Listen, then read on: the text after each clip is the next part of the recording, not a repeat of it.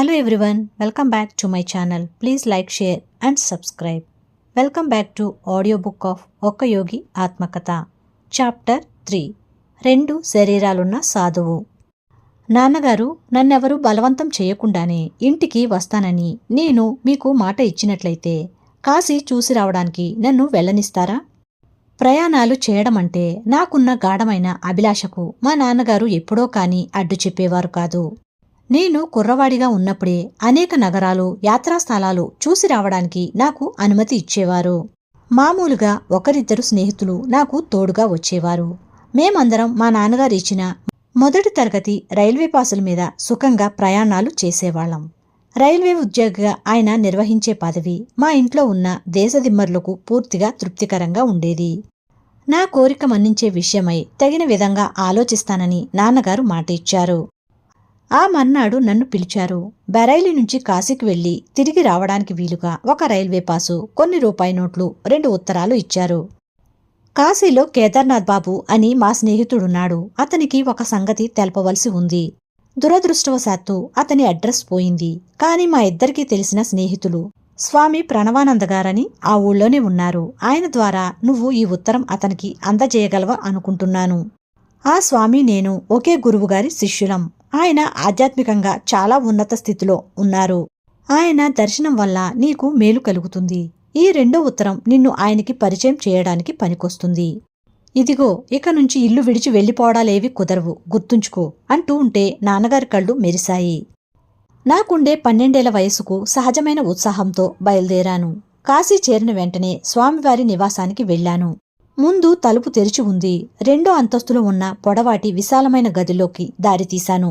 కేవలం ఒక అంగవస్త్రం కట్టుకున్న కొంచెం లావుపాటి మనిషి ఒకాయన కొద్ది ఎత్తుగా ఉన్న వేదిక మీద పద్మాసనం వేసుకుని కూర్చుని ఉన్నారు. ఆయన తల, ముడతల్లేని ముఖము శుభ్రంగా నున్నగా ఉన్నాయి. ఆయన పెదవుల మీద పరమానందానుభూతిని సూచించే చిరునవ్వు చిందులాడుతున్నది. పరిచయం లేని చోటికి చొరబడ్డానన్న సంకోచం నాలోంచి తొలగించటానికి ఆయన ఒక పాత స్నేహితుడిలాగే పలకరించారు. బాబా ఆనంద్. సంతోషం నాయనా. స్వాగత సూచకమైన ఈ పలకరింపు నిండు గుండెతో పసివాడి గొంతులోంచి వెలువడ్డట్టు ఉంది. నేను వంగి ఆయన పాదాలను స్పృశించాను. ప్రణవానంద స్వామిగారు మీరేనాండి? ఆయన తల ఊపారు. నువ్వు భగవతీబాబు గారి కొడుకువా?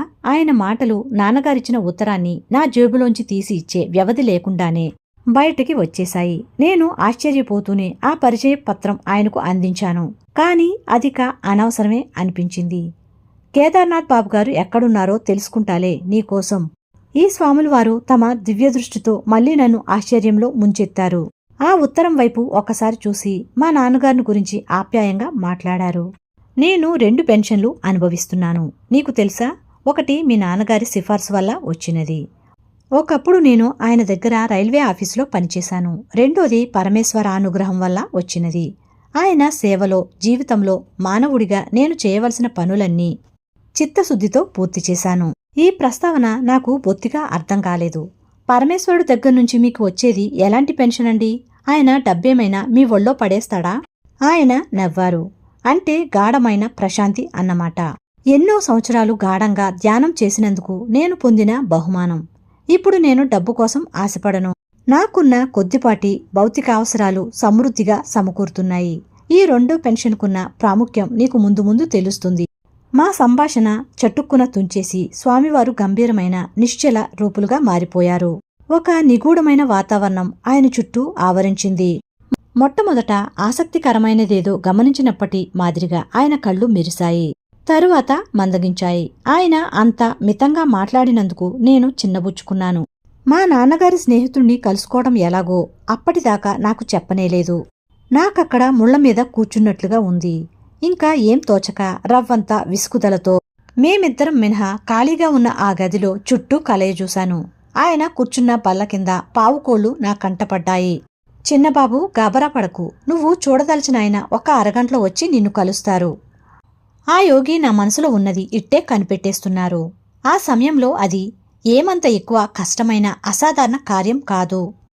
మళ్ళీ ఆయన అవగాహనకు అందని మౌనంలోకి వెళ్లిపోయారు. 30 నిమిషాలు గడిచాయన్న సంగతి నా వాచి తెలిపేసరికి స్వామివారు లేచారు. కేదార్నాథ్ బాబుగారు గుమ్మం దగ్గరికి వస్తున్నారనుకుంటాను. అన్నారాయన.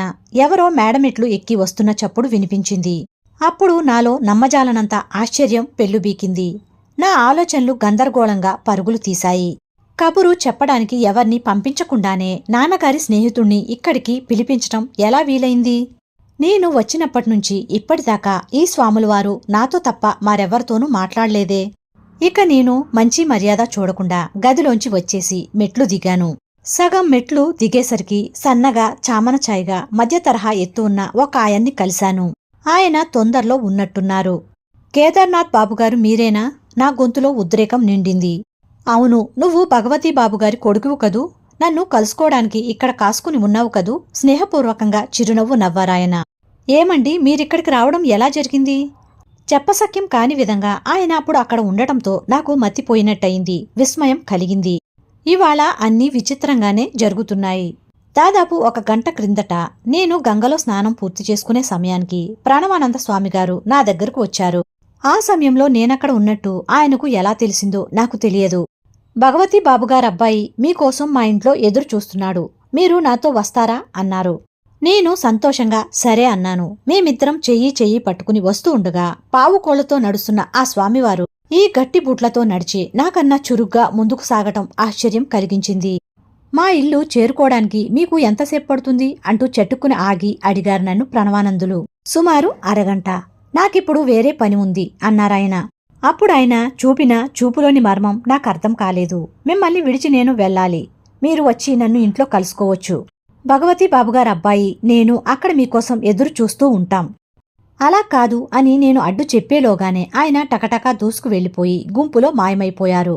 నేను వీలైనంత తొందరగానే ఇక్కడికి నడిచి వచ్చాను. ఈయన ఇచ్చిన వివరణతో నాలో ఆశ్చర్యం రెట్టింపైంది.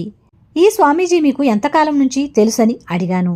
కిందటేడు కొన్నిసార్లు కలుసుకున్నాం, కానీ ఈ మధ్య కలవలేదు. మళ్ళీ ఇవాళ్టికి స్నానాల రేవులో కలుసుకున్నందుకు సంతోషించాను. నా చెవుల్ని నమ్మలేకపోతున్నాను. నాక్కాని మతిపోతుందా? మీకు ఆయన కలలో కనిపించారా, లేకపోతే యథార్థంగా ఆయన చూసి ఆయన చెయ్యి పట్టుకుని ఆయన అడుగులు చప్పుడు విన్నారా? నువ్వు అడగదలుచుకున్నదేమిటో నాకు అర్థం కావడం లేదు. కోపంతో ఆయన ముఖం జేవురించింది. నీతో అబద్ధమేమీ చెప్పడం లేదు. నువ్విక్కడ నా కోసం కాసుకుని ఉన్నావన్న సంగతి స్వామీజీ వల్లే తెలుసుకోగలిగానని అర్థం కావడం లేదా? అదేమిటి? ఆయన ఆ ప్రణవానంద స్వామిగారు సుమారు 1 గంట కిందట నేను ఇక్కడికి వచ్చినప్పటినుంచి నా కళ్ల ముందు నుంచి కదలనే లేదు అంటూ మొత్తం కథంతా ఆయనకు బడబడా చెప్పేశాను. స్వామీజీకి నాకు జరిగిన సంభాషణ కూడా చెప్పాను. ఆయన కళ్ళు ఆశ్చర్యంతో పూర్తిగా విప్పారాయి. మనం ఈ భౌతిక ప్రపంచంలో ఉంటున్నామా, కలలు గంటున్నామా? నా జీవితంలో ఇలాంటి అద్భుతం చూస్తానని నేను ఊహించనే లేదు. ఈ స్వామి ఒట్టి మామూలు మనిషే అనుకున్నాను. ఈయన అదనంగా మరో శరీరం సృష్టించుకుని దాంతో పనులు చేసుకుంటారని ఇప్పుడు తెలుస్తోంది. మేమిద్దరం కలిసి ఆ స్వాములవారి గదిలోకి ప్రవేశించాం. ఆయన బల్ల కింద ఉన్న పావుకోళ్లు వైపు చూపించారు కేదార్నాథ్ బాబు. ఇవిగో స్నానాల రేవులో ఈ పావుకోళ్లే వేసుకున్నారీయన అంటూ గుసగుసలాడారు. ఇప్పుడు కనిపిస్తున్నట్టే అంగవస్త్రం కట్టుకుని ఉన్నారు. వచ్చినాయన తన ముందు మోకరిల్లుతూ ఉండగా స్వాములవారు ప్రశ్నార్థకమైన చిరునవ్వుతో నా వైపు తిరిగారు. ఇదంతా చూసి ఆశ్చర్యపోతావెందుకు? ఈ దృశ్యమాన ప్రపంచంలో ఉన్న సూక్ష్మమైన ఏకత్వం నిజమైన యోగుల ముందు దాగలేదు. నేను ఈ క్షణంలోనే దూరంగా కలకత్తాలో ఉన్న నా శిష్యుల్ని కలుసుకుని వాళ్లతో మాట్లాడగలను. ఆ విధంగానే వాళ్లు సంకల్పం మాత్రం చేత స్థూల పదార్థం వల్ల కలిగే ప్రతి అవరోధాన్ని అధిగమించగలరు. ఈ స్వాములవారు తమకు గల దూరదర్శన దూరశ్రవణ శక్తుల గురించి నాకు తెలియచెప్పటం నా కిషోర హృదయంలో ఆధ్యాత్మిక ఉద్దీపన కలిగించడానికి చేరిన ప్రయత్నమే కావచ్చు. కాని దాంతో నాలో ఉత్సాహం కలగడానికి బదులు భక్తిభావంతో కూడిన భయమే అనుభూతమైంది. భగవంతుడి కోసం నేను సాగించే అన్వేషణ శ్రీ యుక్తేశ్వర్ గారు అప్పటికింకా నేను ఆయన్ని కలుసుకోనే లేదు అనే ఒకానొక గురువు ద్వారా కొనసాగించాలన్నది దైవ నిర్ణయమై ఉన్నందువలన ప్రాణవానంద గారిని గురువుగా స్వీకరించడానికి నాలో సముఖత కలగలేదు. నాకు ఎదురుగా ఉన్న ఆయన అసలైన ప్రాణవానందగారా, లేకపోతే ఆయన ప్రతిరూపమా అని ఆలోచిస్తూ సంశయాత్మకంగా ఆయన వైపు చూశాను. ఆత్మోద్దీపన కలిగించే తమ చూపును నాపై ప్రసరింపచేయటం ద్వారా, తమ గురువుల గురించి ఉత్తేజపరిచే కొన్ని మాటలు చెప్పటం ద్వారా ఆ స్వామివారు నాలో చెలరేగిన గందరగోళాన్ని తొలగించే ప్రయత్నం చేశారు. నేనెరిగిన వాళ్లందరిలోకి లాహిరి మహాశయులు చాలా గొప్ప యోగి, మానవ రూపం ధరించిన దేవుడే ఆయన. తమ సంకల్ప మాత్రం చేత ఒక శిష్యుడే అదనంగా మరో మానవ శరీరాన్ని సృష్టించుకోగలిగినప్పుడు ఆయన గురువుగారికి సాధ్యం కాని మహిమలంటూ ఏముంటాయి అనుకున్నాను. గురువుల సహాయం ఎంత అమూల్యమైనదో చెప్తాను విను. నేను ప్రతిరోజు రాత్రి మరో శిష్యుడితో పాటు 8 గంటల సేపు ధ్యానం చేస్తూ ఉండేవాణ్ణి. పగటిపూట మేము రైల్వే ఆఫీసులో పనిచేయవలసి ఉండేది. ఆ గుమస్తా పనులు చేయడానికి నాకు ఇబ్బంది అనిపించి నా మొత్తం కాలం భగవంతుడికే వినియోగించాలని కోరుకున్నాను. 8 ఏళ్ల పాటు పట్టుదలగా రాత్రిపూట సగం కాలమంతా ధ్యానం చేసేవాణ్ణి. నాకు అద్భుతమైన ఫలితాలు కనిపించాయి. బ్రహ్మాండమైన ఆధ్యాత్మిక అనుభూతులు నా మనసును ప్రకాశింపచేశాయి. అయితే నాకు ఆ అనంతుడికి మధ్య ఎప్పుడూ ఒక చిన్న తెర అడ్డు ఉండేది. మనిషికి మించిన లక్ష్యశుద్ధితో సాధన చేసినప్పటికీ కూడా పరమాత్మలో తిరుగులేని విధంగా చివరికి ఐక్యమయ్యే అవకాశం నాకు లభించినట్టు కనిపించింది. ఒకనాటి సాయంత్రం లాహిరి మహాశయులు దర్శనానికి వెళ్లి ఆయన దివ్య సహాయం కోసం అర్థించాను. రాత్రి తెల్లవార్లు నేను ఆయన్ని బ్రతిమాలుతూనే ఉన్నాను. గురుదేవా, నాలో ఉన్న ఆధ్యాత్మికమైన వేదన ఎంత తీవ్రంగా ఉందంటే ఆ పరమాత్మను ముఖాముఖిగా కలుసుకోలేకపోతే ఈ జీవితం భరించలేను. నేనేం చేయగలను? నువ్వింకా గాఢంగా ధ్యానం చేయాలి. గురురూప దేవదేవా, నేను మిమ్మల్ని వేడుకుంటున్నాను. నా ఎదురుగా భౌతిక రూపంలో సాక్షాత్కరించిన మిమ్మల్ని చూడగలుగుతున్నాను. కాని మిమ్మల్ని అవధులు లేని మీ విశ్వరూపంలో దర్శించగలిగేటట్లు నన్ను ఆశీర్వదించండి. లాహిరి మహాశయులు ఆశీర్వాద ముద్రతో చెయ్యి చాపారు. ఇప్పుడింక వెళ్లి ధ్యానం చెయ్యి. నీ గురించి బ్రహ్మకు మనవి చేశాను. అప్పుడు నాకు చెప్పలేనంత ఉద్దీపన కలిగింది. ఇంటికి తిరిగి వెళ్లాను. ఆ రోజు రాత్రి ధ్యానావస్థలో తప్పించిపోయే నా జీవిత లక్ష్యాన్ని సాధించాను. ఇప్పుడు నిరంతరాయంగా నా ఆధ్యాత్మిక భరణాన్ని అనుభవిస్తున్నాను. ఆనాటి నుంచి మరెన్నడూ ఆనందమయుడైన ఆ సృష్టికర్త ఏ మాయావరణంలో మాటున నాకు కనుమరుగు కాలేదు. ప్రణవానందగారి ముఖం దివ్య తేజస్సుతో ప్రకాశిస్తూ ఉంది. పారలౌకిక ప్రశాంతి నా హృదయంలోకి ప్రవేశించింది. నాలోని భయం పలాయం చేసింది. ప్రణవానందగారు మరో రహస్యం కూడా చెప్పారు నాకు. కొన్ని నెలల తర్వాత మళ్లీ ఒకసారి లాహిరి మహాశయుల దగ్గరికి వెళ్లాను. నాకు అనంతమైన వరం ప్రసాదించినందుకు ఆయనకు నేను ధన్యవాదాలు చెప్పడానికి ప్రయత్నించాను. అప్పుడు ఆయనతో మరో విషయం ప్రస్తావించాను. గురుదేవా, నేనింక ఆఫీసులో పనిచేయలేను. దయ ఉంచి నన్ను ఈ చెర నుండి విడుదల చేయండి. బ్రహ్మదేవుడు నన్ను ఎడతెరిపి లేకుండా మత్తులో ఉంచుతున్నాడు. మీ కంపెనీ నుంచి పెన్షన్కు దరఖాస్తు పెట్టు. నా ఉద్యోగ జీవితంలో ఇంత త్వరగా పెన్షన్కు దరఖాస్తు పెట్టడానికి కారణం ఏమని చెప్పను? నీకు ఏది అనిపిస్తే అది. ఆ మర్నాడు నేను దరఖాస్తు పెట్టాను. సర్వీసు పూర్తి కాకముందే ఉద్యోగంలోంచి విరమిస్తానంటూ పెన్షన్ కోరడానికి కారణాలడిగాడు డాక్టరు. పని చేస్తుంటే నా వెన్నులో నన్ను వివస్సుని చేసే సంచలనం పుడుతుంది. అది నా శరీరమంతటా వ్యాపించి నా విధులు నేను నిర్వర్తించుకోవడానికి అనర్హుణ్ణి చేస్తుంది. అలా అన్న మీదట ఆ డాక్టర్ ఇంకా నన్నేమీ అడగకుండా నాకు పెన్షన్ మంజూరు చేయవలసిందిగా గట్టిగా సిఫార్సు చేశాడు. అది త్వరలోనే వచ్చింది. నాకు తెలుసు, లాహిరి మహాశయుల దివ్య సంకల్పం ఆ డాక్టర్ ద్వారానూ మీ నాన్నగారితో సహా రైల్వే అధికారుల ద్వారానూ బాగా పనిచేసింది. దాంతో వాళ్ళంతట వాళ్ళు మహాగురువు ఆధ్యాత్మిక ఆదేశాన్ని శిరసావహించి ఆ ప్రేమామయుడైన భగవంతునితో నేను అవిచ్ఛిన్నమైన సాంగత్యం అనుభవించటానికి వీలుగా నన్ను విముక్తుణ్ణి చేసి స్వేచ్ఛా జీవితం ప్రసాదించారు. ఈ అసాధారణ విషయం వెల్లడించిన తరువాత ప్రణవానంద స్వామివారు చాలాసేపు మామూలు అలవాటు ప్రకారం మౌనంలో ఉండిపోయారు. నేను సెలవు తీసుకుంటూ ఆయన పాదాలు గౌరవపూర్వకంగా స్పృశించినప్పుడు నన్నిలా ఆశీర్వదించారు. నీ జీవితం భౌతిక సుఖాల్ని విడిచిపెట్టి యోగ సాధన మార్గంలో సాగుతుంది. నిన్ను మళ్లీసారి మీ నాన్నగారితో చూస్తాను. తరువాత కొన్నేళ్లకు ఈ 2 జోష్యాలు ఫలించాయి. చీకటి ముసురుతూ ఉండగా కేదార్నాథ్ బాబు నా పక్కన నడుస్తూ వచ్చారు. మా నాన్నగారిచ్చిన ఉత్తరం ఆయనకు అందించాను. దాన్ని ఆయన వీధి దీపం దగ్గర చదువుకున్నారు. వాళ్ల రైల్వే కంపెనీ కలకత్తా ఆఫీసులో నన్ను ఉద్యోగంలో చేరమని సలహా ఇస్తున్నారు మీ నాన్నగారు. ప్రణవానంద స్వామిగారు అనుభవించే పెన్షన్లో కనీసం ఒక్కదానికోసమైనా ఎదురు చూడడం ఎంతో సంతోషించవలసిన విషయం. కాని అది అసంభవం. నేను కాశీ వదిలి వెళ్లలేను. నాకింకా 2 శరీరాలు లేవు కదా. అధ్యాయం 4. హిమాలయాలకు పారిపోతుంటే ఆటంకం. ఏదో ఒక చిన్న వంక పెట్టి నీ తరగతి గదిలోంచి బయటకు వచ్చేయి. ఒక గుర్రబండి కుదుర్చుకో. మా సందులోకి వచ్చేసి మా ఇంట్లో వాళ్ళెవ్వరికీ కంటపడని చోట ఆగు. నాతో పాటు హిమాలయాలకి రావాలనుకున్న మా హైస్కూల్ స్నేహితుడు అమర్ విక్తర్కి నేనిచ్చిన చివరి సూచనలివి. మేము పలయానికి నిర్ణయించుకున్నది ఆ మరుసటి రోజు. మా అన్నయ్య అనంతుడు నన్నొక కంట కనిపెడుతూ ఉండడం వలన ముందు జాగ్రత్తలు అవసరమయ్యాయి. ఇంటి నుంచి పారిపోవాలన్న సంకల్పం నా మనసులో ఉన్నట్టు అనుమానించి ఎలాగైనా సరే నా ప్రయత్నాలు చెడగొట్టాలని అతను గట్టిగా నిశ్చయించుకున్నాడు. రక్షరేకు నన్ను ఆధ్యాత్మికంగా ఉత్తేజపరుస్తూ నాలో గుప్తంగా పనిచేస్తూ ఉంది. దివ్య దర్శనాల్లో నాకు తరచూ కనిపిస్తూ ఉండే గురుదేవుల ముఖాన్ని హిమాలయ మంచు ప్రదేశాల్లో ఎక్కడో ఒకచోట దర్శించగలనని నా ఆశ. మా నాన్నగారు కలకత్తాకి శాశ్వతంగా బదిలీ అయిన తర్వాత మా కుటుంబం అక్కడే ఉంటుంది. పితృస్వామికమైన భారతీయ ఆచారం ప్రకారం అనంతుడు తన భార్యను ఇంటికి తీసుకువచ్చాడు. ఆ ఇంట్లో మిద్దె మీద ఒక చిన్న గదిలో నేను ప్రతిరోజు ధ్యానం చేసుకుంటూ నా మనసును దైవాన్వేషణకు ఆయత్తం చేసుకుంటూ ఉండేవాణ్ణి. మరుపురాని ఆ రోజు అపశకునం లాంటి వానను వెంటబెట్టుకుని వచ్చింది. రోడ్డు మీద బండి చక్రాల చప్పుడు వినిపించింది. అమర్ వచ్చేశాడని నేను గబగబా ఒక దుప్పటి, చెప్పుల జోడు, 2 అంగోస్త్రాలు, ఒక జపమాల, లాహిరి మహాశయాల ఫోటో, భగవద్గీత పుస్తకము కలిపి మూటకట్టి మా 3వ అంతస్తు కిటికీలోంచి బయటకు విసిరేశాను. చకచక మెట్లు దిగేసి మా మావయ్య పక్కనుంచే వెళ్లిపోయాను. ఆయన గుమ్మం దగ్గర చేపలు కొంటున్నాడు. ఏమిటోయ్ సంబరం అంటూ నన్ను అనుమానంగా చూశాడు. నేను ఏమాత్రం తొన్నకుండా ఆయన వైపు ఒక చిరునవ్వు విసిరి సందులోకి నడిచాను. నా మూట తీసుకుని పన్నాగానికి కావలసినంత జాగ్రత్త పాటిస్తూ వెళ్లి అమర్ని కలుసుకున్నాను. అక్కడ్నుంచి మేము చాందినీ చౌక్ బజార్కు వెళ్లాం. ఇంగ్లీష్ వాళ్ళు వేసుకునే బట్టలు కొనుక్కోవడం కోసమని మేము మా వాళ్ళు సాదర్ ఖర్చులకిచ్చిన డబ్బులు కొన్ని నెలల పాటు కూడబెట్టుకుంటూ వచ్చాం. మా అన్నయ్య తెలివైనవాడు. చాలా సులువుగా మా మీద డిటెక్టివ్ పని చేయగలడు. ఈ సంగతి తెలిసి మేము యూరోపియన్ వేషాలు వేసుకుని అతని కన్ను కప్పాలి అనుకున్నాం. స్టేషన్కు వెళ్లే దారిలో మేము మా చుట్టం జతిన్ ఘోష్ కోసం ఆగాం. అతన్ని నేను జతిందా అని పిలిచేవాణ్ణి. అతను కొత్తగా ఆధ్యాత్మిక మార్గంలోకి వచ్చినవాడు. హిమాలయాల్లో ఒక గురువును సంపాదించాలని ఉవ్విళ్ళూరుతున్నాడు. మేము సిద్ధంగా ఉంచిన కొత్త సూటు సింగారించుకున్నాడతను.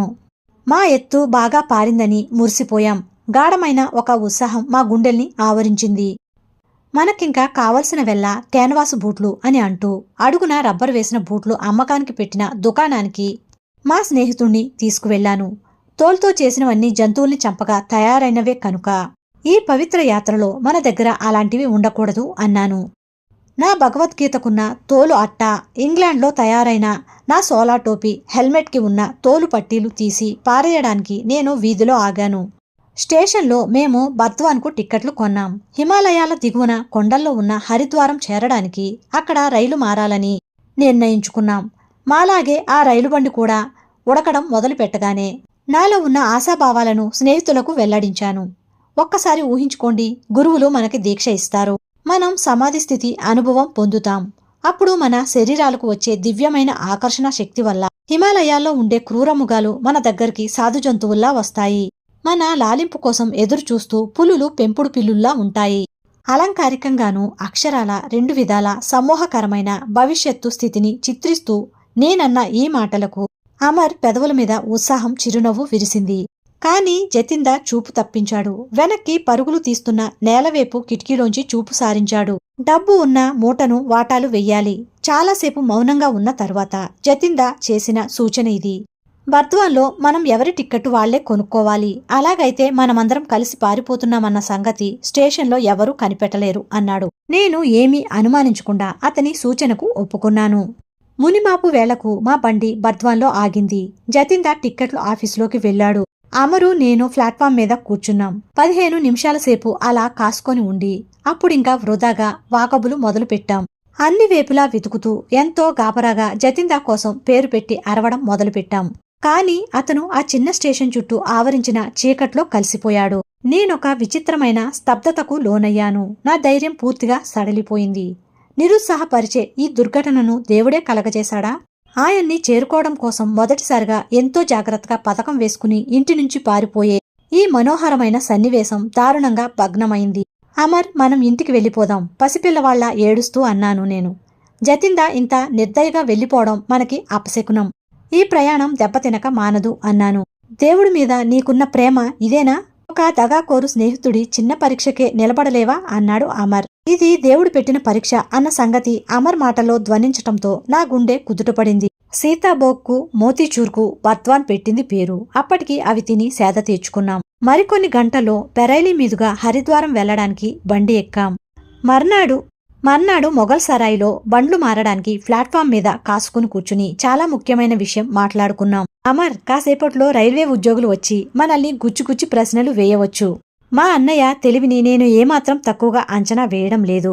ఫలితంగా ఏమైనా సరే నేను మాత్రం అబద్ధం ఆడను అన్నాను. ముకుందా, నేను నిన్ను కోరేదెల్లా నిబ్బరంగా ఉండమని. నేను మాట్లాడుతుంటే నువ్వు నవ్వకు, ఒలకకు, పలకకు. ఇంతలోనే ఒక యూరోపియన్ అధికారి వచ్చి నన్ను నిలదీశాడు. ఒక తంతి కాగితం నా ముందు అందించాడు. దాంట్లో విషయం నేను వెంటనే గ్రహించగలిగాను. మీరు కోపం వచ్చి ఇంట్లోంచి పారిపోతున్నారా? లేదు. ప్రశ్నించడానికి అతను ఎన్నుకొన్న మాటలు నేను గట్టిగా జవాబివ్వడానికి వీలు కలిగించినందుకు నాకు సంతోషమైంది. అయితే ఆచార విరుద్ధమైన నా ప్రవర్తనకు కారణం కోపం కాదు, దైవం కోసం కలిగిన అత్యధిక నిస్పృహ అని నాకు తెలుసు. అప్పుడా ఉద్యోగి అమర్ వైపు తిరిగాడు. అప్పుడు వాళ్ళిద్దరి మధ్య జరిగిన వాగ్వివాదం వింటుంటే ప్రజ్ఞా ప్రదర్శనంలో ఒకరితో ఒకరు పోటీ పడుతున్నట్టు ఉంది. దాంతో గంభీరంగా ఉండమని మా వాడిచ్చిన సలహా పాటించటం చాలా కష్టమైపోయింది. మూడో వాడెక్కడా కంఠస్వరంలో తన అధికారం పూర్తిగా ధ్వనించేటట్టు అడిగాడాయన. నిజం చెప్పండి అని రెట్టించాడు. అయ్యా, మీరు కళ్ళజోడు ధరించినట్టు కనిపిస్తుంది. మరి ఇక్కడున్నది మేమిద్దరమేనని తెలియడం లేదా అంటూ అమర్ నిర్భయంగా చిరునవ్వు నవ్వాడు. నేనేమీ మాంత్రికుణ్ణి కాదు, మూడోవాణ్ణి ఇక్కడ ప్రత్యక్షం చేయలేను అన్నాడు. ఈ మొండి జవాబుకు చిరాకు కలిగినట్టుంది ఆ ఉద్యోగికి. మరోవైపు నుంచి దాడి మొదలుపెట్టాడు. నీ పేరేమిటి? నన్ను థామస్ అంటారు. మా అమ్మ ఇంగ్లీష్ స్త్రీ, మా నాన్న క్రైస్తవ మతం పుచ్చుకున్న భారతీయుడు.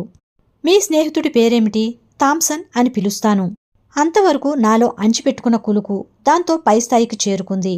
అదృష్టవశాత్తు అప్పుడే బయలుదేరడానికి సిద్ధంగా కూత కూస్తున్న రైలు బండివైపు నడిచాను నేను, వాళ్లతో చెప్పకుండానే. ఎదుటి వాళ్ల మాటల్ని సులువుగా నమ్మే స్వభావం గల ఆ ఉద్యోగితో పాటు అమర్ కూడా నా వెంట వచ్చాడు.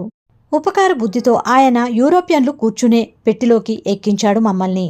సగం ఇంగ్లీష్ పుట్టుక పుట్టిన కుర్రవాళ్ళిద్దరూ నాటు మనుషుల కోసం కేటాయించిన పెట్టిలో కూర్చుని ప్రయాణం చెయ్యాలే అన్న ఆలోచనతో ఆయన మనసు నొచ్చుకున్నట్టుంది. ఆయన మర్యాదగా నిష్క్రమించిన తర్వాత నేను సీటుకు చేరబడి కడుపు చెక్కలయ్యేలా నవ్వాను. మంచి అనుభవజ్ఞుడైన ఒక యూరోపియన్ అధికారిని బోల్తా కొట్టించామన్న ఉల్లాసభరితమైన సంతృప్తి అమర్ ముఖంలో స్పష్టంగా కనిపించింది. ఆ రైల్వే ఉద్యోగి తెచ్చిన తంతి కాగితం ప్లాట్ఫామ్ మీద దొంగచాటుగా చదివేశాను. మా అనంతన్నయ్య దగ్గర్నుంచి వచ్చిందది.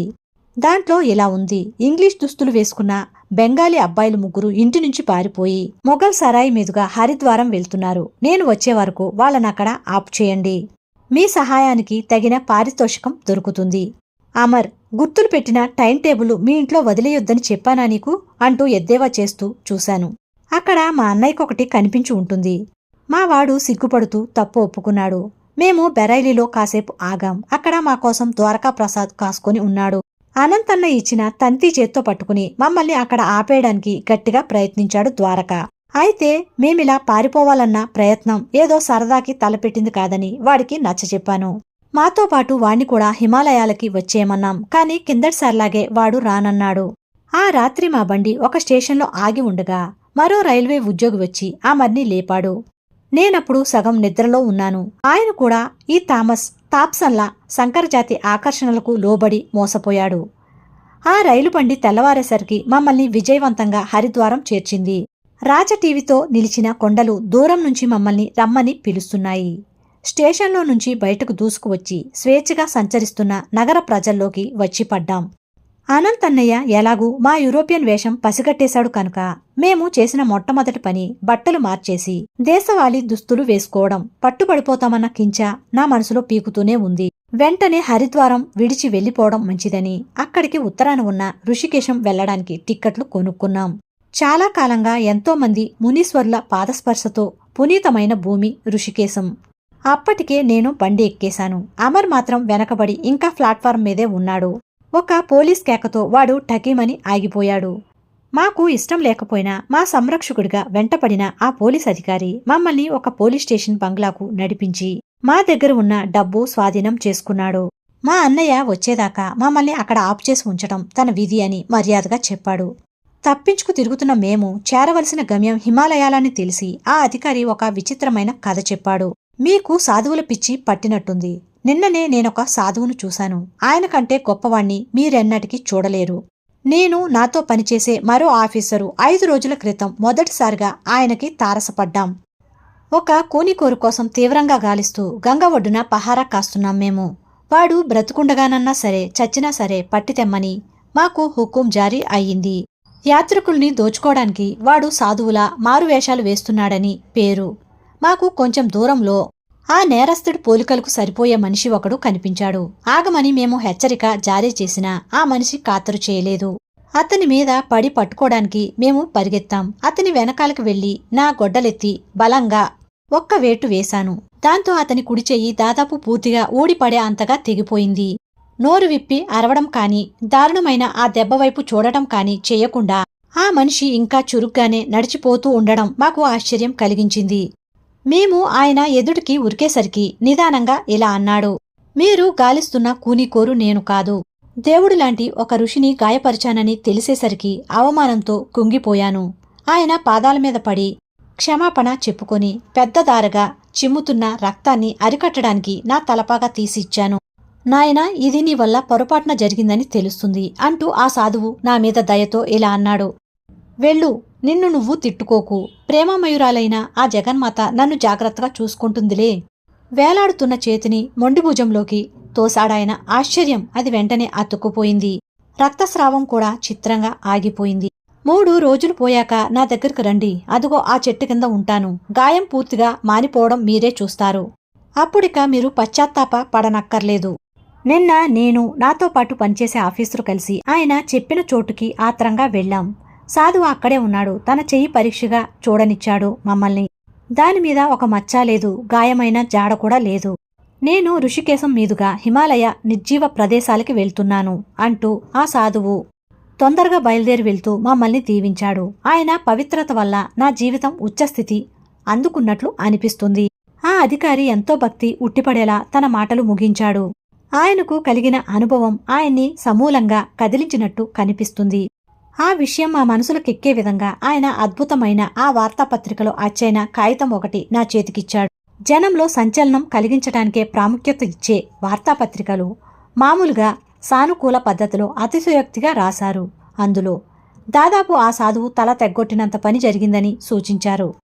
తనను పీడించిన వాణ్ణి క్రీస్తు మాదిరిగా క్షమించగలిగే అంతటి ఒక మహాయోగి దర్శనాన్ని పోగొట్టుకున్నందుకు నేను అమరు విచారించాం.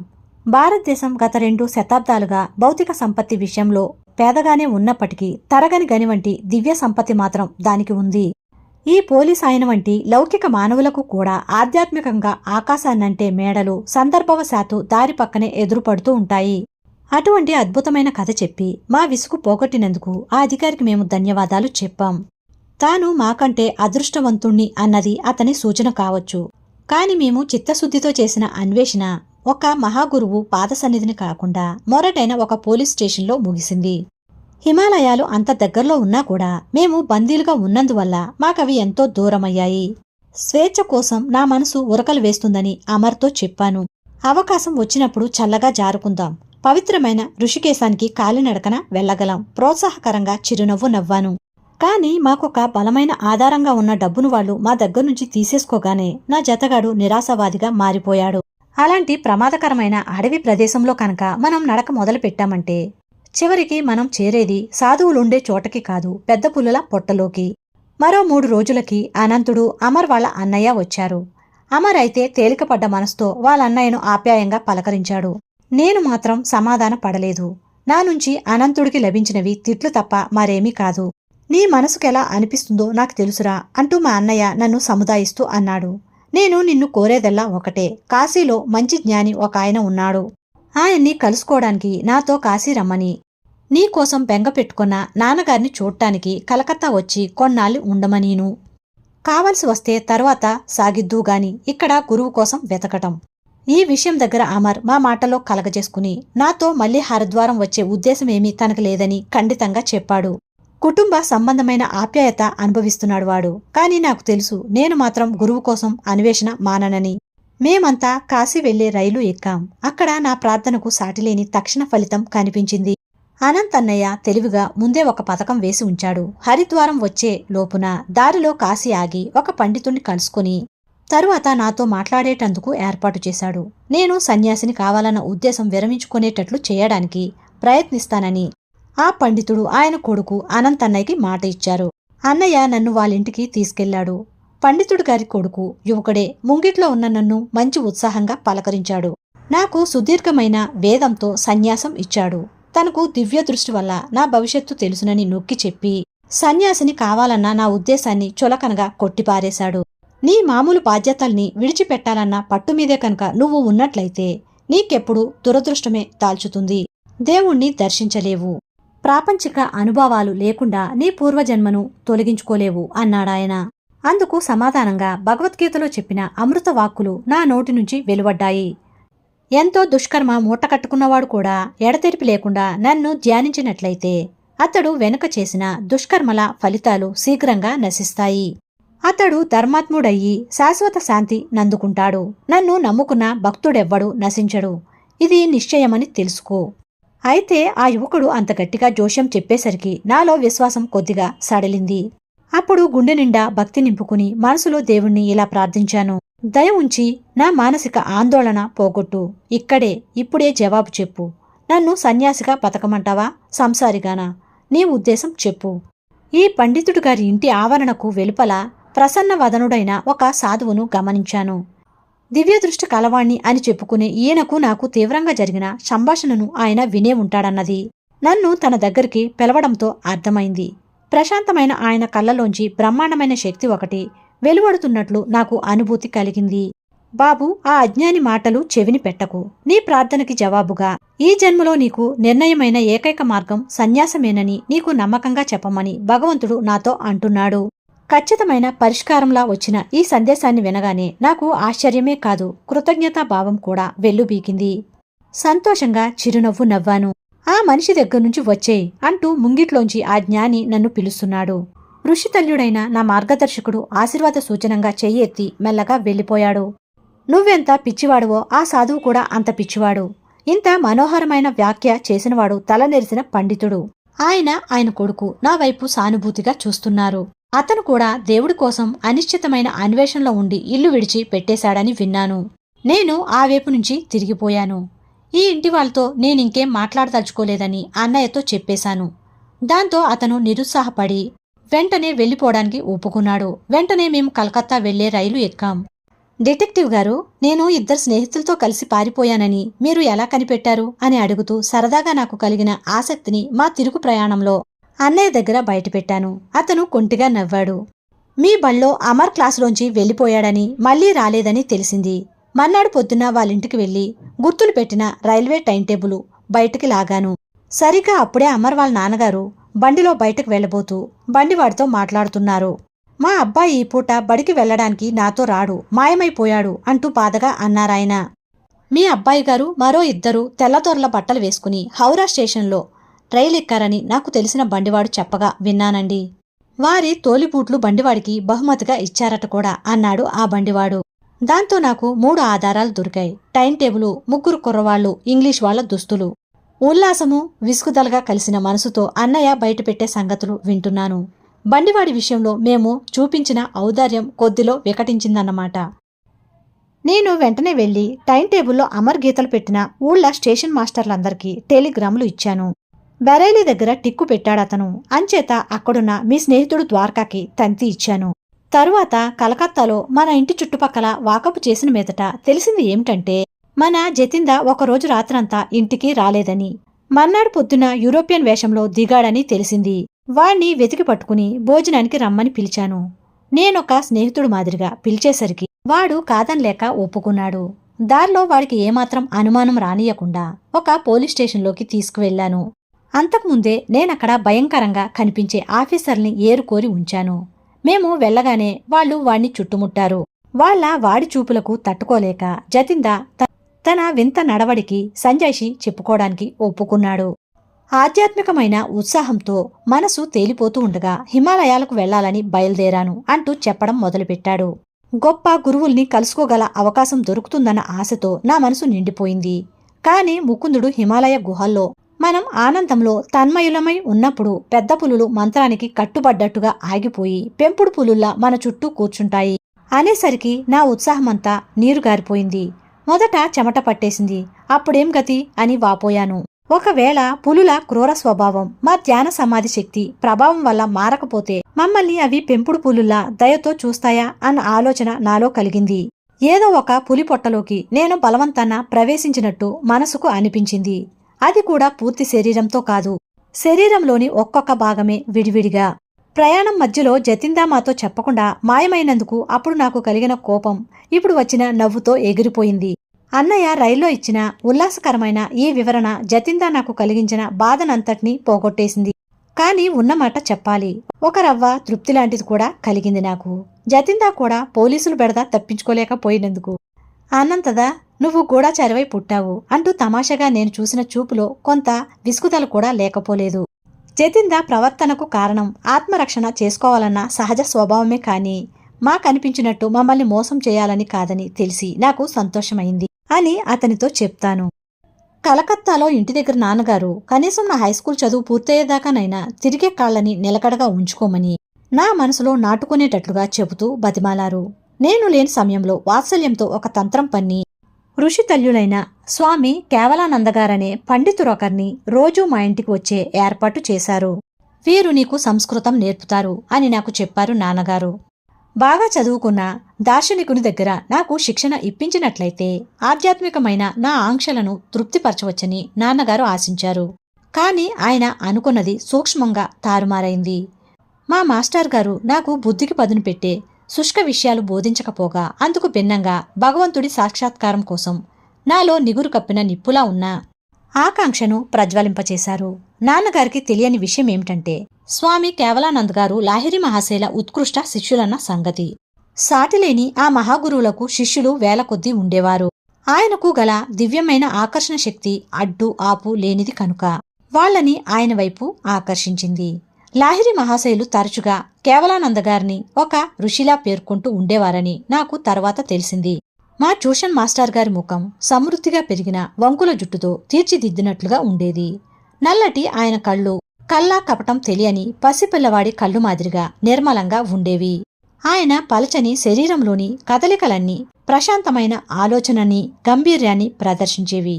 ఎప్పుడూ సౌమ్యంగా ఎప్పుడూ ప్రేమగా ఉండే ఆయన అనంత చైతన్యంలో స్థిరంగా నెలకొని ఉన్నవారు. మేమిద్దరం కలిసి అనేక గంటల కాలం గాఢమైన క్రియాయోగ సాధనలో ఆనందంగా గడుపుతూ ఉండేవాళ్లం. కేవలానంద్ గారు ప్రాచీన శాస్త్రాల్లో అంటే పవిత్ర గ్రంథ విషయాల్లో అధికారికమైన పరిజ్ఞానం గల ప్రసిద్ధ పండితులు.